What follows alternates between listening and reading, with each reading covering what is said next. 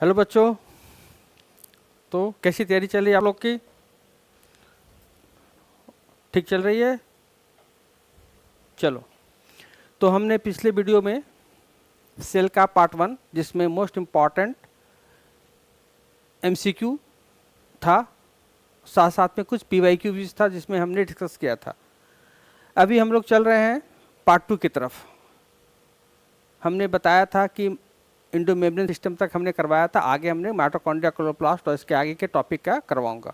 तो चलो चलते हैं आगे की तरफ। Cell the unit of life का पार्ट 2 में फर्स्ट क्वेश्चन क्या है? तो देखो यहाँ पे क्या बता रहा है, विच of the following statements regarding mitochondria is incorrect. ये नीट 2019 का क्वेश्चन है। फर्स्ट ऑप्शन क्या है यहाँ पे, the mitochondrial matrix contain single circular DNA molecules and ribosome. Second option, outer membrane is permeable to monomer of carbohydrates, fat and proteins. Third option, enzyme of electron transport are embedded in outer membrane. And fourth is the inner membrane is convoluted with foldings.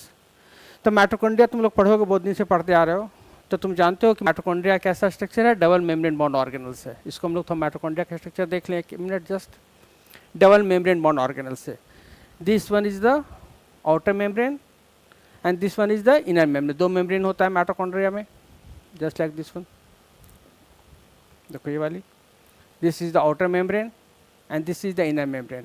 inner membrane अंदर की तरफ convoluted या infolding होता है, जिसे हम लोग क्या बोलते हैं, क्रिस्टी या क्रिस्टा। ये इनर मेम्ब्रेन का इनफोल्डिंग है जिसको हम लोग क्रिस्टी बोलते हैं। तो मेम्ब्रेन दो हो गया, दो मेम्ब्रेन होने के चलते यहाँ पे दो चैम्बर भी क्रिएट होगा। आउटर चैम्बर जिसको हम लोग बोलते हैं आउटर चैम्बर या inter membrane space, and this is the inner chamber. Short में लिख रहा हूँ, IC means inner chamber matrix. तो you know that mitochondria is the site of aerobic respiration. और respiration में तीन स्टेप इंपॉर्टेंट है, glycolysis, Krebs cycle and electron transport chain. तो क्रेब्स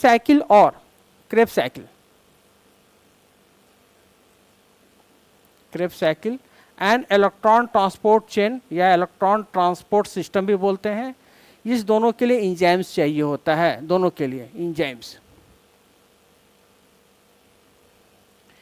तो क्रेब्स साइकिल का इंजाइम प्रेजेंट कहाँ पर रहता है, माइटोकॉन्ड्रियल मैट्रिक्स में। All enzymes of Krebs cycles are found in mitochondrial matrix except one enzyme. Can you name the enzyme? अगर ये इंजाइम का नाम तुम्हें याद आ रहा है तो हमें कमेंट बॉक्स में लिखना कि क्रेब्स साइकिल का सारे इंजाइम्स माइटोकॉन्ड्रियल मैट्रिक्स में होते हैं एक्सेप्ट वन इंजाइम, वो इंजाइम क्या है। ठीक है, उसका नाम तुम रिकॉल करके हमें बताना, अगर याद आएगी ठीक है, नहीं तो मैं तुम्हें फिर अगली वीडियो में हेल्प कर दूंगा। इलेक्ट्रॉन ट्रांसपोर्ट चेन का भी इंजाइम कहाँ पाया जाता है, इनर मेम्ब्रेन में। तो देखो, क्रेब्स एरोबिक रेस्पिरेशन होने के लिए कितना प्रोसेस है, दो माइटोकॉन्ड्रिया के अंदर, क्रेब्स साइकिल और इलेक्ट्रॉन ट्रांसपोर्ट चेन। एक होता है ग्लाइकोलाइसिस जो साइटोप्लाज्म में होता है, इसमें माइटोकॉन्ड्रिया का कोई रोल नहीं है। तो ग्लाइकोलाइसिस साइटोप्लाज्म में होगा, क्रेब्स साइकिल और इलेक्ट्रॉन ट्रांसपोर्ट चेन माइटोकॉन्ड्रिया में होगा। तो क्रेब्स साइकिल का एंजाइम कहाँ पाया जाएगा, मैट्रिक्स में, माइटोकॉन्ड्रियल मैट्रिक्स में। और इलेक्ट्रॉन ट्रांसपोर्ट चेन का एंजाइम पाया जाएगा इनर मेम्ब्रेन में। तो हम लोग ऑप्शन पे आ जाते हैं तो क्लियर हो जाएगा। ये ऑप्शन क्या था तुम्हारा, यहाँ पे ऑप्शन था, जस्ट देखो ऑप्शन में ये था, डीएनए भी होता है यहाँ पे, राइबोसोम भी होता है माइटोकॉन्ड्रियल मैट्रिक्स में, ये भी सही है। अब देखो, enzymes of electron transport chains are embedded in outer membrane. तब हमने क्या बताया कि जो इलेक्ट्रॉन ट्रांसपोर्ट चेन होती है उसकी एंजाइम्स कहाँ पाया जाता है, इनर मेम्ब्रेन में। तो देखो ये ऑप्शन यहाँ पे गलत है, इनकरेक्ट है। यहाँ पे अगर इनर मेम्ब्रेन होता तो ऑप्शन सही होता। ठीक है, तो फर्स्ट का क्या हो जाएगा ऑप्शन, फर्स्ट का C is the correct option. Regarding statement कौन सा इनकरेक्ट है, इनकरेक्ट देखना है हमें। तो इनकरेक्ट, ये स्टेटमेंट इनकरेक्ट है, बाकी तीनों स्टेटमेंट क्या है, करेक्ट है। ओके, चलो अब हम लोग नेक्स्ट टॉपिक पे चलते हैं। विच of the following pair of organelles doesn't contain DNA. तो देखो इसमें देखना है कि कहाँ कहाँ डीएनए होगा। तो फर्स्ट देखो, फर्स्ट ऑप्शन क्या है, nuclear membrane and mitochondria.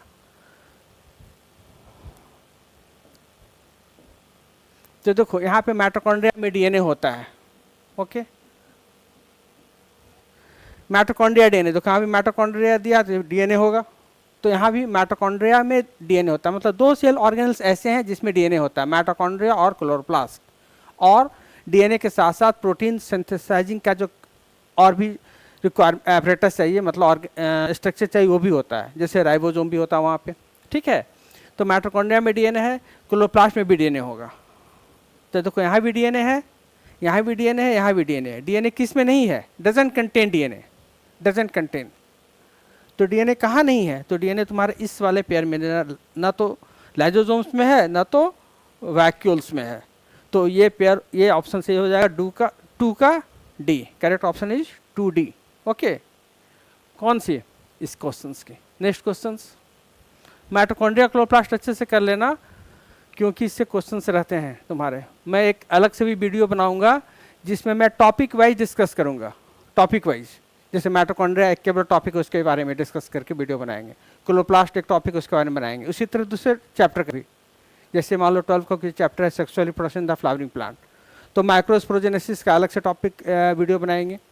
Megasporogenesis है तो उसका अलग बनाएंगे। डबल फर्टिलाइजेशन तो उसका अलग बनाएंगे। तो टॉपिक वाइज मैं वीडियो भी अपलोड करूंगा, सो डैट को स्टूडेंट को सारा थॉरो कंसेप्ट हो जाए। जैसे क्लासरूम, ऑफलाइन क्लासरूम में पढ़ते हो, जस्ट लाइक दिस वन। अभी तो चूंकि हम लोग MCQ और PYQ डिस्कस कर रहे हैं, इसलिए हम लोग ऐसा कर रहे हैं। विच of the following pair of this one हो गया। चलो ये नेक्स्ट थर्ड क्वेश्चन पे आते हैं। मैच कॉलम 1 विथ कॉलम 2, ये भी नीट का क्वेश्चन है। देखो तो हमने क्या देखा था यहाँ पर, बताओ। हमने पिछली क्लास में, या फिर इंडो मेम्ब्रेन सिस्टम जो टॉपिक है, उसमें हमने देखा था, कुछ टॉपिक डिस्कस किया था। ठीक है, तो देखो यहाँ पे क्या है, Golgi apparatus Indo membrane system का पार्ट है। ये क्या करता है बताओ? ये करता है तुम्हारा formation of glycoprotein and glycolipid. तो ए का क्या हो जाएगा? ए का यहाँ पे हो गया 3, करेक्ट है मैचिंग वाली में।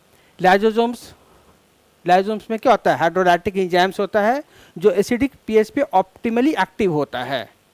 हमने ये देखा है इंडो मेम्ब्रेन वाले टॉपिक में।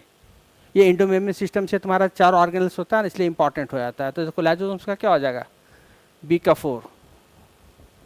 अब तुम देखो ऑप्शन में, तो देखो तुम्हारा ए का तो 3 मैच कर रहा है, बी का 4 देखो ये वाली में मैच कर रहा है, बी का 4 और कहीं नहीं है। तो जस्ट हमने अगर 2 ऑप्शन तुमको पता है, 2 मैचिंग हो गया तो 2 ऑटोमेटिकली हो जाएगा। तो एक शॉर्टकट तरीका भी होता है, ये भी देख लो वैक्यूल्स का। Trap the waste and the secretory product, कहाँ से? साइटोप्लाज्म से वैक्यूल में स्किटरी प्रोडक्ट का मूवमेंट होता है। तो can you tell me the process by which the secretory products are moved into the vacuoles? कौन सा प्रोसेस है? डिफ्यूजन है, फैसिलिटेड डिफ्यूजन है, या एक्टिव ट्रांसपोर्ट होता है? ये बताओ, ये मैंने डिस्कस किया है। ठीक है, तो इसको तुम रिकॉल कर लेना। तो चलो 3 का क्या हो जाएगा? बाकी तो ऑप्शन क्लियर ही हो गया। Ribosome is the site of protein synthesis, D का 4। तो इसमें कौन सा ऑप्शन हो जाएगा? This one. तो 3 का A is the correct option. Okay, समझ रहे हो? राइबोसोम को हम लोग बोलते हैं protein factory of the cell. Ribosome का दूसरा नाम भी है पैलिडे पार्टिकल्स, क्योंकि पैलिडे नामक साइंटिस्ट ने इसको डिस्कवर्ड किया था। बहुत को फिर से माइटोकॉन्ड्रिया पे आ गया नीट 2017 का क्वेश्चन। देखो बहुत सारे क्वेश्चन सिंपल होते हैं, बस तुम्हें कंसेप्ट रखना है। कंसेप्ट होगा सारा कुछ क्लियर हो जाएगा। No one is tough question in the cell और in the bio. if you have covered the NCERT thoroughly, then there is no problem in solving any MCQ of the NET. Okay, next हम लोग move कर रहे हैं next question की तरफ। Next question क्या कर रहा है बताओ? Which of the following cell organ responsible for extracting energy from the carbohydrate to form the ATP? तो ये आ गई बात site of aerobic respiration. Aerobic respiration का इक्वेशन याद है तुम्हें? C6H12O6 + 6O2। CO2 बनता है, वाटर बनता है, एनर्जी रिलीज हो गया। तो कार्बोहाइड्रेट से एनर्जी रिलीज हो रहा है और किस फॉर्म में जमा हो रहा है? ATP, एडिनोसिन ट्राइफॉस्फेट के रूप में। कहाँ पे? माइटोकॉन्ड्रिया में। इसलिए माइटोकॉन्ड्रिया को हम लोग power house of the cell बोलते हैं। देखो सो सिंपल, 4 का C। Next one, which of the following cell organelle is included by the single membrane? तो देखो हमने ये भी बताया था कहीं पिछले वीडियो में कि 3 ऑर्गेनल्स, केवल 3 ऑर्गेनल्स में डबल मेम्ब्रेन कवरिंग है। Only 3 organelles have double membrane structure. Which one? Nucleus, chloroplast and mitochondria. तो देखो यहाँ पे न्यूक्लियाई है, न्यूक्लियस है, माइटोकॉन्ड्रिया और क्लोरोप्लास्ट है। ये तीनों में डबल मेम्ब्रेन होगा। तो क्या ऑप्शन बचा? Lysosome. The lysosome is the single membrane bound organelles. तो 5 का क्या हो गया? ए। 5 का ए, 4 का सी एंड 5 का ए। Okay, got it? बहुत सिंपल सा क्वेश्चन है। कुछ ऑर्गेनल्स में मेम्ब्रेन नहीं होता, मेम्ब्रेन बॉन्ड नहीं होता है, और वो दोनों जगह पाया जाता है, प्रोकैरियोटिक एंड यूकैरियोटिक सेल्स में। इसका भी तुम आंसर मेरे को कमेंट बॉक्स में लिखना कि किस ऑर्गेनल्स में मेम्ब्रेन नहीं होता है, मेम्ब्रेन से कवर ही नहीं होता है। जैसे मान लो ये एक पेन है, इसको हम लोग एक पॉलीथीन में रख दिया, तो क्या हो गया? Single membrane covering. अब सपोज को तुम कहीं मार्केट जाते हो, कुछ हेवी सामान लेते हैं, जैसे मान लो आलू ले लिए 5 kg या अंडा ले लिए, तो हम लोग बोलते हैं डबल पॉलीथीन कर दो। तो डबल पॉलीथीन क्यों कर दो? क्योंकि मजबूती हो, टूटे नहीं वो। तो डबल पॉलीथीन वाला जो स्ट्रक्चर है वो क्या हो गया? Double membrane. जैसे आलू को मान लो तुम न्यूक्लियस, ठीक है, तो आलू को मान लो 5 kg आलू लिए, तो पॉलीथीन कमजोर दिया है, तो एक पॉलीथीन में जब आलू रखे तो क्या सिंगल मेम्ब्रेन है? सिंगल पॉलीथीन से सिंगल मेम्ब्रेन। एक और पॉलीथीन कर दिए यहाँ पे, तो क्या हो गया? कैरी बैक कर दिए, तो क्या हो गया? डबल। तो हो गया डबल मेम्ब्रेन बॉन्ड ऑर्गेनल्स। ठीक है, तो ये डबल मेम्ब्रेन बॉन्ड ऑर्गेनल्स तीन ही तुम्हारे याद रखना। कौन कौन? Nucleus, mitochondria, chloroplast. लाइसोसोम से वगैरह सिंगल मेम्ब्रेन होता है। राइबोसोम में कोई मेम्ब्रेन नहीं होता है। Next, select the mismatch. Mismatch को सिलेक्ट करना है। मिसमैच इसमें कौन सा है, इसको हमें पहचानना है। देखो ये बहुत सिंपल सा क्वेश्चन है, जो तुम लोग 6-7 क्लास में पढ़ते आ रहे हो, मिसमैच को। तो देखो तुमको मालूम है, तुमको नहीं पता कि क्या है, तो तुमको कल एनिमल सेल देखोगे तो तुम पकड़ लोगे कि एनिमल सेल में वैक्यूल होता है, लेकिन बहुत छोटा छोटा होता है। लार्ज वैक्यूल्स कहाँ पाया जाता है? प्लांट सेल में। ठीक है, तो देखो तुम्हारा ऑप्शन यहीं पे क्लियर हो गया कि ये मिसमैच है। बाकी मान लो तुमको 3 नहीं भी आ रहा है तो काम चल जाएगा। तुम इसको एक करेक्ट, अगर तुम एनिमल सेल कहीं देखोगे अगर गौर से एग्जाम में, मान लो ऐसा होता है कि ऑप्शन में हमको कन्फ्यूजन हो गया, या हमको ये नहीं पता है कि गैस वैक्यूल ग्रीन बैक्टीरियम होता है कि नहीं होता है। ठीक है, तो हम ये हम लोग एलिमिनेट बेसिस पे कर सकते हैं इसको। तो मिसमैच में ये आ गया 6 का भी। ठीक है, okay. Next question number 7, mitochondria and chloroplast are. ऐसा शॉर्ट कर देता हूँ उसको, देखो ये वाली।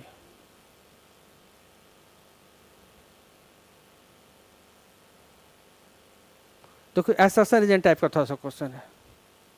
Mitochondria and chloroplast are semi autonomous organelles. हमने बताया कि 2 organelles mitochondria chloroplast semi autonomous organelles हैं, क्योंकि वो कुछ प्रोटीन उनमें बनता है with the help of DNA and ribosomes, formed by the division of the pre-existing organelles, and they contain DNA but lack protein synthesizing machinery। देखो ये जो स्टेटमेंट है ना, तो स्टेटमेंट का एक पार्ट सही है, सॉरी ये सेकंड बी वाले का, लेकिन इसका जो सेकंड पार्ट वो थोड़ा सा गलत है कि दे कंटेन डीएनए तो होता है इसमें, लेकिन प्रोटीन सिंथेसाइजिंग मशीनरी नहीं होता, यहाँ पर लैकिंग है इनका। अगर ये प्रेजेंट करता ना तो ये स्टेटमेंट भी सही हो जाता, क्योंकि राइबोसोम के बारे में क्या बोला कि राइबोसोम यहाँ पे एब्सेंट है। Protein synthesizing machinery means ribosome, क्योंकि ribosome is the site of protein synthesis. तो राइबोसोम यहाँ पे क्या है, लिख रहा है नहीं है, लेकिन एक्चुअली में क्या है, होता है। तो सेमी ऑटोनोमस ऑर्गेनल से ये ए सही है, लेकिन बी क्या है, गलत है। तो क्या हो जाएगा यहाँ पे, देखो A is true but B is false. अगर बी में यहाँ पे कह देता दे हैव, अगर इसको लैक हटा देता तो ये ऑप्शन सही हो जाता। तो देखो यहीं पे तुम्हें कंसेप्ट करना है, क्योंकि एग्जामिनर जो है वो कब लैक ऐड कर देगा या कब लैक हटा देगा, नोबडी नोज। तो तुम्हें ये कंसेप्ट पे चलना है। तो 7th का क्या हो गया, A is true but B is false. तो 7th का करेक्ट आंसर है A. Okay, now we move to the 8 number question. The eukaryotic ribosomes are 80s, prokaryotic 70s। पता है तुम लोग को, बहुत कॉमन है ये। 80s यूकैरियोटिक सेल में एंड 70s प्रोकैरियोटिक सेल्स में, 80s यूकैरियोटिक सेल्स में।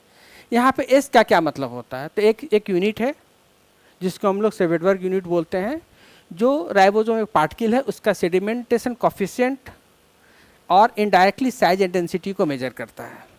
ये तुम्हें एनसीईआरटी में लिखा है, एनसीईआरटी में राइबोसोम के लास्ट स्टेटमेंट या लास्ट सेंटेंस से एनसीईआरटी पढ़ोगे तो 8th का क्या हो गया, सी।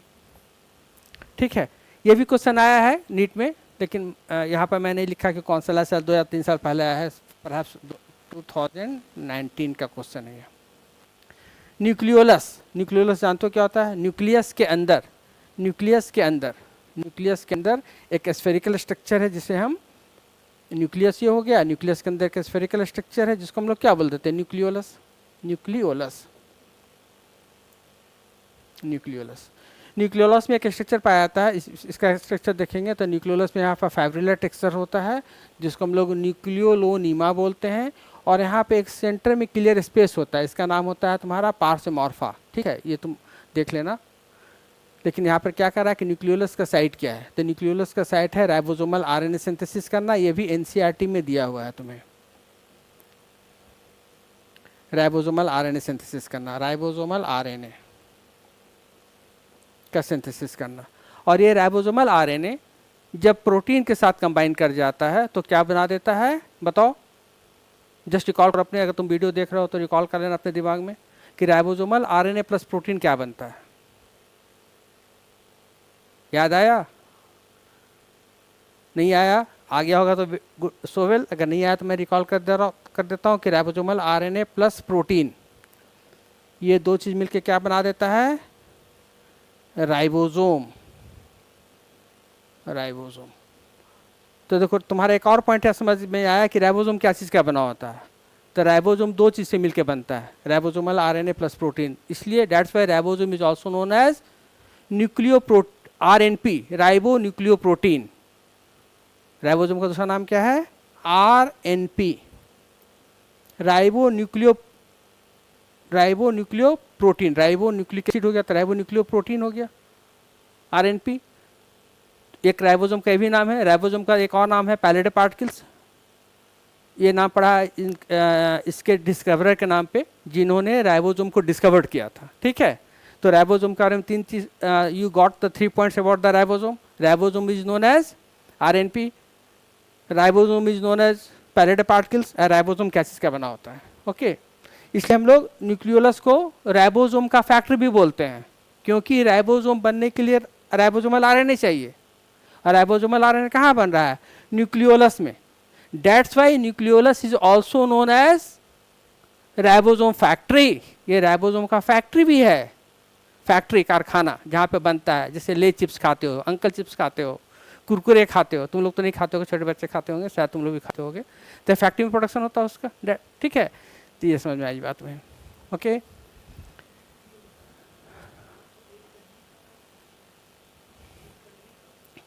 तो फिर हमने क्या देखा? 10th number question. 9 कैसी हो गया? Ribosomal RNA synthesis. 9 का बी, 9 का बी राइबोसोमल आरएनए सिंथेसिस। हमने क्या ऑप्शन लिखा था? 9 का बी ना, 9 का बी होगा ribosomal RNA synthesis. Okay, next macrotubules. Macrotubule किसका कंस्टिट्यूएंट होता है? तो मैक्रोट्यूब्यूल से बनता है तुम्हारा, पढ़ोगे तुम सेल डिवीजन में या पढ़े होगे कि मैक्रोट्यूब्यूल हेल्प करता है स्पिंडल फाइबर बनाने में। तो स्पिंडल फाइबर बनाता है, प्लस सेंट्रियोल बनाता है, प्लस सिलिया बनाता है। 10th का डी। ठीक है, okay. Next question, the Golgi complex participate in. तो फिर गोल्जी कॉम्प्लेक्स पर आ गया क्वेश्चन कि गोल्जी कॉम्प्लेक्स क्या बनाता है। तो गोल्जी कॉम्प्लेक्स का हमने फंक्शंस लिखा था यहाँ पे तुम्हें।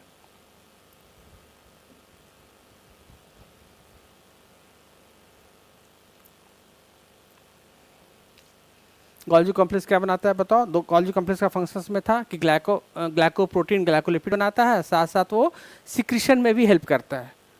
तो फैटी एसिड का ब्रेकडाउन नहीं करता है, डिस्प्रेशन इन बैक्टीरिया में काम नहीं करता है, एमिनो एसिड को एक्टिवेट नहीं करता है। तो कौन सा ऑप्शन बचा? बी। तो 11th का B, formation of secretory vesicles. Secretory vesicles, formation of secretory vesicle, this is the one of the most important function of Golgi apparatus। तो 11th का B, option is 11th B. Okay, got it. Next move करो next question की तरफ। देखो ये भी बहुत important है। Type of chromosome on the basis of centromere. Centromere के बेसिस पे क्रोमोजोम को हम लोग कितने ग्रुप में डिवाइड करते हैं? तो सेंट्रोमियर के बेसिस पे क्रोमोजोम को हम लोग 4 ग्रुप में डिवाइड करते हैं, मेटासेंट्रिक, सबमेटासेंट्रिक, टीलोसेंट्रिक एंड एक्ट्रोसेंट्रिक। इससे भी और भी क्वेश्चन आया है नीट में, यहाँ पे मैंने इन्हें डाला है, लेकिन सारा रिलेटेड क्वेश्चन है। When the centromere is situated in the middle of the 2 middle of two equal arm of the chromosome is referred to as. Simple है कि अगर सेंट्रोमियर क्रोमोजोम के ठीक मिडिल में है, सेंट्रोमियर क्रोमोजोम के ठीक मिडिल में है, तो ऑप्शन ही तुम्हारा क्लियर दे दिया है। यहाँ पे ऑप्शन में तुम्हारा आंसर छिपा हुआ है कि ये क्रोमोजोम हो गया और यहाँ पे क्या हो जाएगा तुम्हारा सेंट्रोमियर। अगर सेंट्रोमियर ठीक बीच में है तो यहाँ पर क्या होगा, ये आर्म और ये आर्म इक्वल आर्म हो जाएगा। दोनों आर्म्स की लेंथ क्या होगी, बराबर होगी, क्योंकि बीचों बीच में। जैसे सपोज करो 6 सेंटीमीटर का ये कुछ पेन है और हमने 3 से इसके ठीक बीचों बीच में 3 सेंटर पे हमने एक लाइन मार्क किया, ठीक बीचों बीच में 6 सेंटीमीटर के ठीक बीच में, तो ऊपर में क्या बचेगा 3 सेंटीमीटर, नीचे में 3 सेंटीमीटर। तो इसको क्या बोल देते हैं लोग, मेटासेंट्रिक क्रोमोसोम। तो 12 का ऑप्शन क्या हो जाएगा, B. Okay. 13th same question, DNA is not present in 2015 का हमने बताया था कि डीएनए कहाँ प्रेजेंट होगा, माइटोकॉन्ड्रिया में। देखो अभी हमने एक्सप्लेन किया, इसमें तुम्हारा आंसर छिपा हुआ है। बताओ, जस्ट हमने बताया है इसको। न्यूक्लियस तो जानते हो कि न्यूक्लियस में क्रोमोजोम होता है एंड क्रोमोजोम में डीएनए और प्रोटीन होता है। प्रोटीन का नाम क्या याद है, histone protein, basic protein histone. और उस बेसिक प्रोटीन हिस्टोन में रिच होता है अमीनो एसिड में, 12th में पढ़ोगे तुम लोग लाइसिन एंड अर्जिनिन, जिसके चलते वो बेसिक हो जाता है। नेक्स्ट हो गया क्लोरोप्लास्ट माइटोकॉन्ड्रिया, उसमें डीएनए होगा ही। अब देखो राइबोसोम है, जस्ट हमने बताया भी कि राइबोसोम क्या चीज़ का बना होता है। राइबोसोम का हमने 3 पॉइंट अभी बताया था तुम्हें। राइबोसोम का हमने भी 3 पॉइंट बताया था कि राइबोसोम क्या चीज़ का बना होता है, आरएनए। तो चूंकि आरएनए राइबोसोम में प्रेजेंट है, इसीलिए इसको क्या नाम दे देते हैं, RNA. R means small R stand for ribosome, तो राइबोसोमल आरएनए हो गया। तो देखो इसमें आरएनए है, डीएनए नहीं है। प्लस क्या होता है, प्रोटीन है, इसमें प्रोटीन है। That's why it is known as ribonucleoprotein particles ribosome का। तो देखो इसमें कौन सा, राइबोसोम में क्या आरएनए है, तो डीएनए नहीं है, तो इसका आंसर क्या हो जाएगा, दिस वन। तो इट वाज द 13, तो 13 का क्या हो गया, डी। 13th का D. Okay, got it. Next, an elaborate network of filamentous proteinaceous structure present in the cytoplasm which help in the maintenance of the cell shape is called। देखो अभी NCERT का ठीक एक पैराग्राफ है, line statement है। इसको क्या बोल देते हैं, थैलेक्वाइड तो तुम जानते हो कि क्लोरोप्लास्ट में होता है। एंडोप्लाज्मिक रेटिकुलम तुम समझ ही गए हो कि साइटोप्लाज्म में जो नेटवर्क लाइक स्ट्रक्चर होता है endoplasmic reticulum. Plasma lemma means plasma membrane, जो सेल मेम्ब्रेन का आउटर कवरिंग है। और साइटोस्केलेटन जो तुमको पता चला है, cyto means cell, skeleton means इसके भीतर से सपोर्ट देना। जैसे हमारा बोन है, बोन क्या हमारा स्केलेटल सिस्टम में हमें सपोर्ट देता है। मान लो बोन अगर फ्रैक्चर कर गया तो क्या होगा, हम कुछ चीज़ नहीं उठा पाएंगे। तो सेल को अंदर से सपोर्ट देने वाला क्या स्ट्रक्चर है, इसको क्या बोल देंगे, इसका स्केलेटल सिस्टम, मतलब इसका कंकाल तंत्र। समझ रहे हो, तो इसका स्केलेटल सिस्टम क्या हो जाएगा, बहुत सारा प्रोटीन का फिलामेंट, जो जिसको हम लोग बोल देते हैं साइटोस्केलेटन। तो 14 का क्या हो जाएगा, D. A type of proteinaceous filament भी जो होते हैं वो कितने तरह के होते हैं, याद आ रही है तुम्हें, 3 तरह के। मैक्रोफिलामेंट, जिसका डायमीटर सबसे कम होता है, मान लो रिफिल है तो मैक्रोफिलामेंट है। एक बड़ा डायमीटर, मान लो ये मार्कर जो था बड़ा पेन, ये हो गया, तो इसको क्या बोल देंगे, मैक्रोट्यूब्यूल। और बीच के डायमीटर को बोल देते हैं इंटरमीडिएट फिलामेंट। तो 3 तरह का प्रोटीनेसियस स्ट्रक्चर साइटोस्केलेटल स्ट्रक्चर में आता है। तो 14 का क्या हो जाएगा, डी। 14 का डी। ये भी तुम्हारा एनसीईआरटी में मैं ये भी दिखा दूंगा इसको। Main area of various type of activities of cell is, तो 14 का डी हो गया, option clear. The main area of various type of activities of a cell, cell में अलग बहुत तरह का एक्टिविटी कहाँ होता है, तो प्लाज्मा मेम्ब्रेन में नहीं, ये तो बाउंड्री है सेल का। माइटोकॉन्ड्रिया में भी सारा एक्टिविटी नहीं होता है, इंपॉर्टेंट है, एनर्जी प्रोड्यूस करता है, पावर हाउस सेल बोलते हैं। न्यूक्लियस है जो हेरिडिटी कंट्रोल करता है, लेकिन most of the activities means enzymatic reactions वगैरह कहाँ होता है, साइटोप्लाज्म में। जैसे एग्जांपल ले लो ग्लाइकोलाइसिस, ग्लाइकोलाइसिस का जो साइट है वो कहाँ है, साइटोप्लाज्म में है। तो हो जाएगा 15th का सी, जो कैबिनेट का क्वेश्चन 2010 का। तो इस तरह से हमने कुछ इंपॉर्टेंट क्वेश्चन कवर किया। साथ साथ इस इंपॉर्टेंट क्वेश्चन के साथ में हमने कुछ इंपॉर्टेंट पॉइंट्स भी और देखा, जैसे राइबोसोम के बारे में बताया 3 पॉइंट्स, और भी बताया मैंने कि थैलेक्वाइड क्या है। तो थैलेक्वाइड याद करो कहाँ है, क्लोरोप्लास्ट में।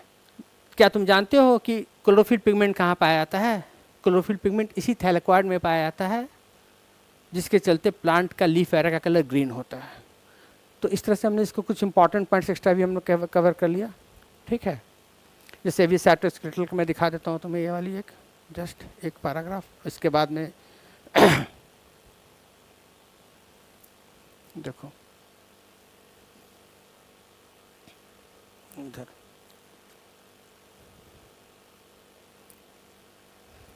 देखो साइटोस्केलेटन,